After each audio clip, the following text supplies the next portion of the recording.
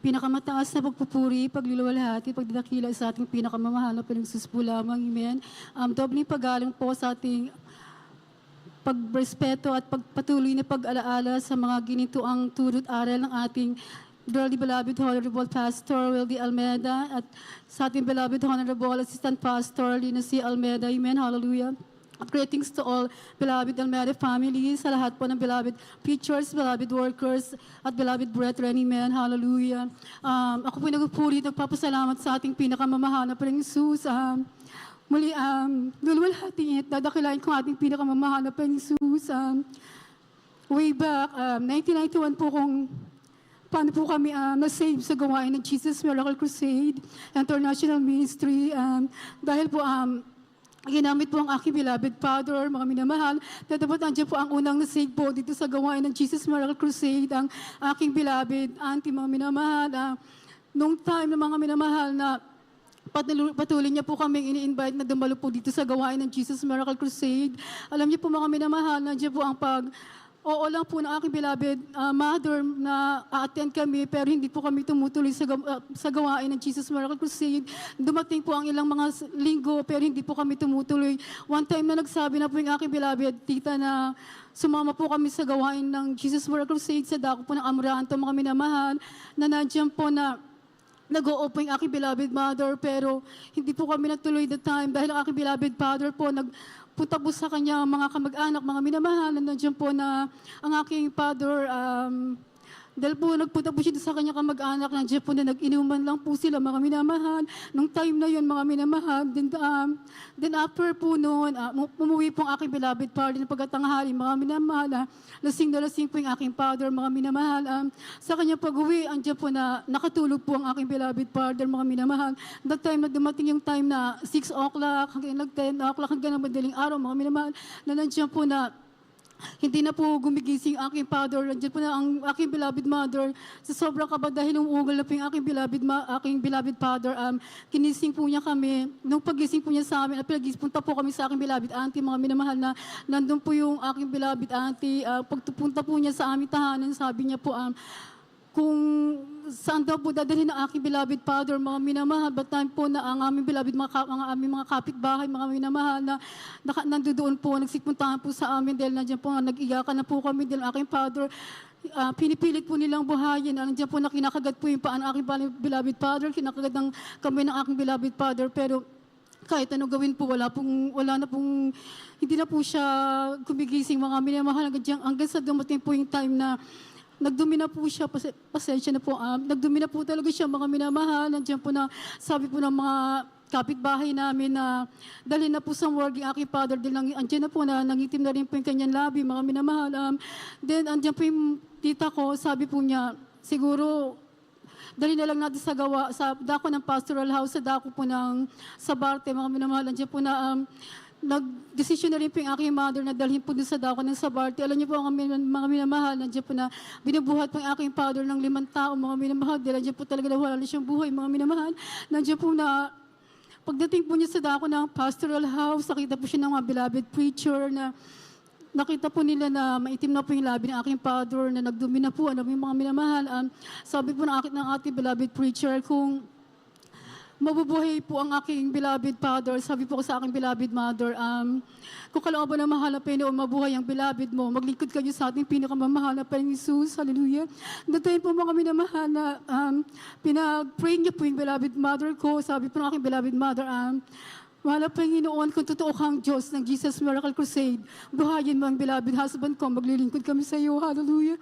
Tunay po na napakadakila ng ating pinakamamahal na Panginoon Jesus, dahil 3 times po na nilayans po yung aking beloved father. Nagdemonyo namang kamatayan sa pangalan ni Jesus, mabuhay ka. Hallelujah. Napakadakila ng ating pinakamamahal na Panginoon Jesus. Dahil that time po ng nalayans po yung aking beloved father. Andiyan po na dumilat po ang kanyang mga mata. Hallelujah, hallelujah. Tunay po na makadakila ng ating pinakamamahal na Panginoon Jesus. Unat dalangin ng ating beloved pastor, Evangelist Valdez Rada Almeida, beloved Mama Dear, hallelujah. Kami pinagpupuri at papasalamat nila sa kami sa kinahabagan ng ating pinakamamahal na Panginoon Jesus. Hallelujah, hallelujah.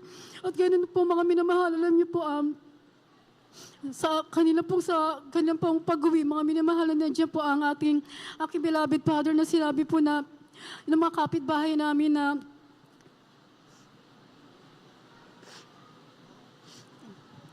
na yung aking beloved father na dali sa morgue, mga minamahal, dahil patay na.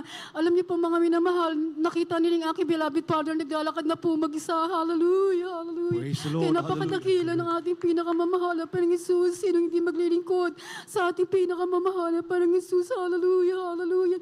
Kaya nagpapasalamat po kami sa ating pinakamamahal na parang Jesus dahil mula po noon ay year 1991 until now po, nandito po kami naglilingkod sa ating pinakamamahal na Panginoong Jesus. Hallelujah. At nandiyan din po na binago rin po niya ang buhay namin. Dahil nandiyan po na ang aking beloved mother. Wala rin po kami peace of mind. Dahil ang aking beloved mother, nandiyan din po na umiinom din po yan, naninigarilyo, maging ang aking beloved father. Away dito, away doon. Na niya po mga minamahal na makilala kami sa ating pinakamamahal na Panginoong Jesus. Tunay po na binago niya ang aming buhay. Hallelujah, hallelujah. Amen, hallelujah. At kaya hindi po, nagpapasalamat din po ako sa ating pinakamamahal na Panginoong Jesus dahil po may time din po na sa aking panganganak, mga minamahal, dumating din po yung aking binat, mga minamahal, na po na nandiyan po talaga na sa binat po talaga, meron po talagang minsan nawawala, mga minamahal, the time na dumating po sa akin yung time na yun na 1 month ko pong tiniis yung sakit na yun, mga minamahal, na nandiyan po dumating po yung time na halos na maalam na rin po ako sa aking beloved husband, na maalam din po ako sa aking mga anak na maliliit pa noon. Pero napakadakila ng ating pinakamamahal na Panginoong Jesus dahil noon aking beloved husband, pinapunta ko po muna sa dako ng pastoral house, sa dako po ng Montalban, mga minamahal. Nagpatawag po ako ng beloved preacher dahil gusto ko po yung time na yun talaga na ako na maalam. Gusto ko po munang malayhans po ako bago po ako mawalan the time na yun.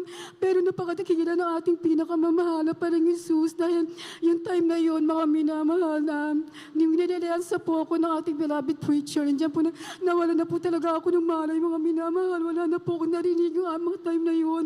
Pero salamat sa ating pinakamamahal na parang Jesus dahil after ko pong malayhans, mga minamahal, nandiyan po na nakaramdam po ako ng lamig mula po sa talampakan hanggang papunta sa aking ulo na siyang aking pagdilat ng aking mga mata. Hallelujah, hallelujah. Kaya napakasarap magpuri sa ating pinakamamahal na Panginoong Jesus. Sinong hindi maganilingkod sa ating pinakamamahal na Panginoong Jesus. Hallelujah, hallelujah. Ganoon din po, papasalamat din po ako sa ating pinakamamahal na Panginoong Jesus. Sa dami po ng himala ng ating pinakamamahal na Panginoong Jesus. Ganyan din po sa aking anak, mga minamahal na nandiyan po na napilay po yan dahil yung padyak po na may bakal po yan sa likod, mga minamahal. Yung paa po niya is, sinalpak po niya yan doon sa bakal po, mga minamahal.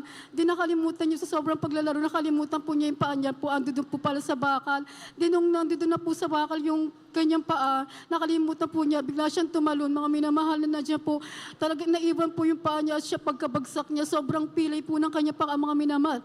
At that time po na, nung nakita ko po yung paa ng beloved daughter ko, mga minamahal, talagang baling-bali po yung kanyang paa, mga minamahal. Nung time na yun, sabi ko, mahal pa yung Jesus, sa'yo lang po ako maasa.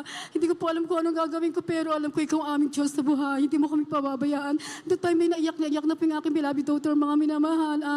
Nag-pray po kami sa ating pinakamamahal na Panginoong Jesus. Again din po, meron din po kami kapitbahay na hinilid po yung kanyang paa, mga minamahal. Nakita po niya talaga na tabingi po yung paa ng buto ng aking daughter, mga minamahal. Nandiyan po sabi po nung kapitbahay namin, dapat po doon na raw po sa orthopedic dalhin dahil bali na po yung paa ng aking beloved daughter. Pero napakadakila ng ating pinakamamahal na Panginoon po. Hinilot lang po yun, mga minamahal ng kapitbahay namin. Then sabi po namin ng kapitbahay namin, after 1 month, saka po makakalakad ang aking beloved daughter. Pero napakadakila ng ating pinakamamahal na Panginoon. Dahil 1 week lang po, mga minamahal, nakasa-attend po kami sa gawain, mga minamahal, nakalakad po ang aking beloved daughter, mga minamahal. Kaya salamat po sa ating pinakamamahal na Panginoong Jesus. Kaya walang hanggang po sa salamat at pagkakalob namin sa ating pinakamamahal na Panginoong Jesus. Tunay po na kulang pang ating buhay, alis sa ating pinakamamahal na Panginoong Jesus.